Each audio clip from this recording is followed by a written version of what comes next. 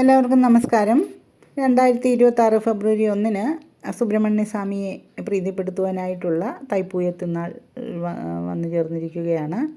ഈ ഒരു ദിവസം ജ്യോതിഷപരമായി ചിന്തിച്ചാൽ വിവാഹം വൈകുന്നവർക്കും ദാമ്പത്യ ദുരിതം അനുഭവിക്കുന്നവർക്കും തൈപ്പൂയം നാൾ ഒരു ഉത്സവം മാത്രമല്ല, ജ്യോതിഷപരമായി വിവാഹയോഗം ശക്തമാക്കുന്ന ഒരു പ്രത്യേക ദിനം കൂടിയാണ്. പണ്ട് മുതലേ ചൊവ്വാദോഷം എന്ന് പറഞ്ഞ് വിവാഹം നീണ്ടുപോകുന്ന ഒരുപാട് യുവാക്കളുണ്ട്. അതായത് സ്ത്രീകൾക്ക് ചൊവ്വ 7ാം ഭാവത്തും 8ാം ഭാവത്തും നിൽക്കുന്നത് ചൊവ്വാദോഷമായിട്ട് അനുഭവപ്പെടും. ജാതകവശാൽ 7ാം ഭാവം ഭർതൃഭാവമാണ്. സ്ത്രീജാതകത്തിൽ 7ാം ഭാവം കൊണ്ട് തൻ്റെ കാമം, വിവാഹം, ഭർത്താവ്, അന്യന്മാരുമായുള്ള സംസർഗം, ശയനസാധനങ്ങൾ എന്നിവയൊക്കെ ചിന്തിക്കാം. 7ാം ഭാവം കൊണ്ട് ഭർത്താവിൻ്റെ രൂപം, ഭാവം, സ്വഭാവം, അംഗസൗഷ്ഠവം, ശ്രേയസ്, ആരോഗ്യം, ഭർത്താവിൻ്റെ വീട്, കുടുംബം, ബന്ധുക്കൾ തുടങ്ങിയവയും ചിന്തിക്കാം. ഭർത്താവുമായുള്ള ഐക്യം, സന്തോഷം, സമാധാനം 7ാം ഭാവം കൊണ്ട് ചിന്തിക്കണം. അപ്പോൾ അവിടെയാണ് ഈ ചൊവ്വയുടെ സ്ഥിതി എങ്കിൽ അത് ചൊവ്വാദോഷമായിട്ട് കണക്കാക്കേണ്ടതാണ്. ഇനി 8ാം ഭാവം ചിന്തിക്കുകയാണെങ്കിൽ അത് പൊതുവെ ആയുസ്സിൻ്റെ സ്ഥാനമാണ്. എന്നാൽ സ്ത്രീകൾക്ക് ഇത് 7ാം ഭാവത്തിൻ്റെ 2ാം ഭാവമായതിനാൽ ഭർത്താവിൻ്റെ മാരകസ്ഥാനം കൂടിയാണ്. ഭർത്താവിൻ്റെ മരണവും അഷ്ടമം കൊണ്ട് ചിന്തിക്കാം. അതുകൊണ്ട് തന്നെ ഈ ഒരു അഷ്ടമത്തിൽ ചൊവ്വ നിൽക്കുകയാണെങ്കിൽ അതും ഒരു ചൊവ്വാദോഷമായിട്ട് കണക്കാക്കേണ്ടതുണ്ട്. അതുപോലെ തന്നെ ചൊവ്വ പുരുഷന്മാർക്കാണെങ്കിൽ ചൊവ്വയുടെ 7ലെ സ്ഥിതിയും ചൊവ്വാദോഷമായിട്ട് തന്നെയാണ് അനുഭവപ്പെടുന്നത്.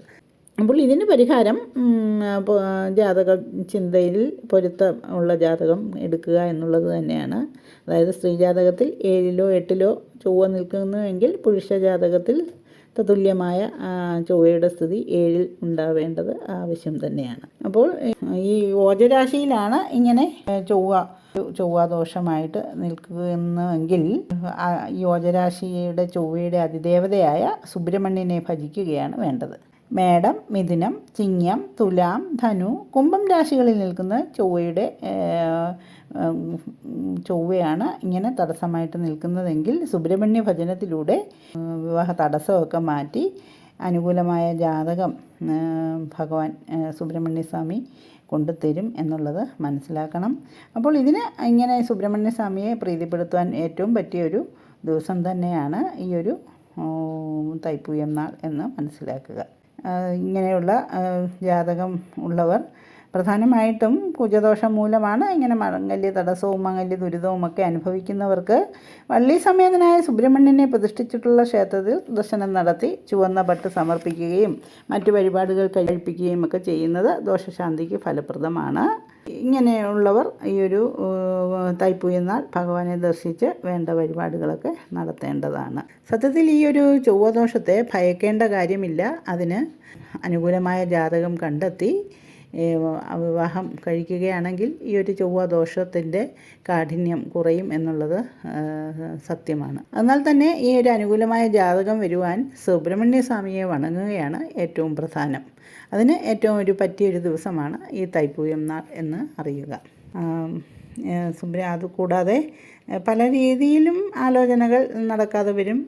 ചിലവർക്ക് കുടുംബസമ്മതം കിട്ടാതെ യുവാക്കളുടെ പ്രണയമുണ്ടായി കുടുംബസമ്മതം വൈകുന്നവർക്കും ഈ ഒരു സമയം സുബ്രഹ്മണ്യ സ്വാമിയെ ദർശിക്കുന്നതും ഭജിക്കുന്നതുമൊക്കെ അനുകൂലമാണ്.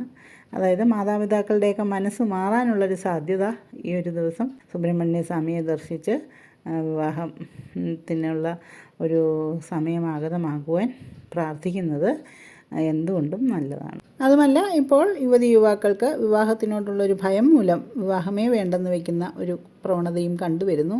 അങ്ങനെയുള്ള അവർക്ക് അങ്ങനെ ഉണ്ടാകുന്ന ആ ഒരു വിവാഹ തടസ്സത്തിൽ നിന്ന് കിട്ടുവാനും ഇങ്ങനെ തൈമാസത്തിലെ പൂയം നാളിനെ സുബ്രഹ്മണ്യ സ്വാമിയെ ദർശനിക്കുക വഴി ആ ഒരു ഭയം മാറുകയും വിവാഹത്തിനോട് താല്പര്യമുണ്ടാവുകയും ചെയ്യുമെന്നറിയുക.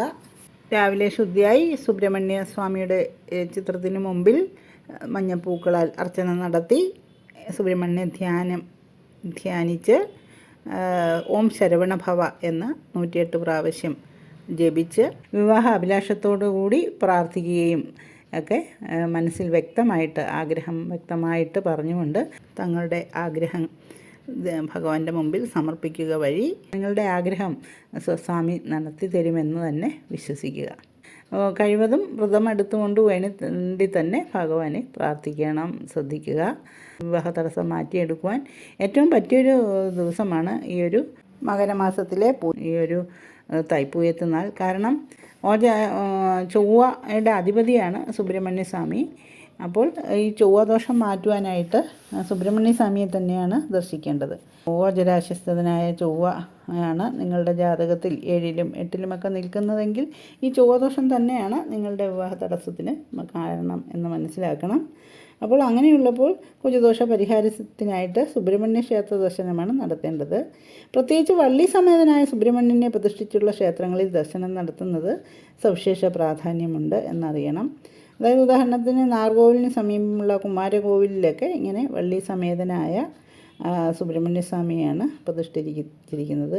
അതുപോലെ തന്നെ കല്യാണ മുരുകൻ, തിരുച്ചെന്തൂർ ക്ഷേത്രത്തിലെ കല്യാണ മുരുകനെ ദർശിക്കുന്നതും ഈ വക ദോഷങ്ങൾക്കൊക്കെ പരിഹാരമാണ്. അപ്പോൾ കുജദോഷം മൂലം ദാമ്പത്യ ദുരിതങ്ങൾ, കലഹം, വിരഹം ഇങ്ങനെയൊക്കെ അനുഭവിക്കുന്നവർക്കും ഈ ഒരു ദിവസം സുബ്രഹ്മണ്യ സ്വാമിയെ ദർശിക്കുകയും വേണ്ട വഴിപാടുകളൊക്കെ നടത്തുകയും ചെയ്യുന്നത് ഫലപ്രദമാണ്. ഇപ്പോൾ കുജദോഷ പരിഹാരങ്ങൾക്ക് അങ്കാരക പൂജയും മന്ത്രജപവും സ്തോത്രജപം, ദാനം ഒക്കെ അങ്ങനെ പല രീതിയിൽ ഈ കുജദോഷ പരിഹാരത്തിന് മംഗല്യസിദ്ധിക്കുമായിട്ട് പരിഹാരങ്ങളുണ്ടെങ്കിൽ പോലും ഈ ഒരു ദിവസം സുബ്രഹ്മണ്യ സ്വാമിയുടെ അനുഗ്രഹം നേടുകയാണെങ്കിൽ ചൊവ്വാദോഷം മൂലമുള്ള മംഗല്യ തടസ്സത്തിന് വളരെ ഗുണകരമാകുമെന്ന് തന്നെ മനസ്സിലാക്കണം.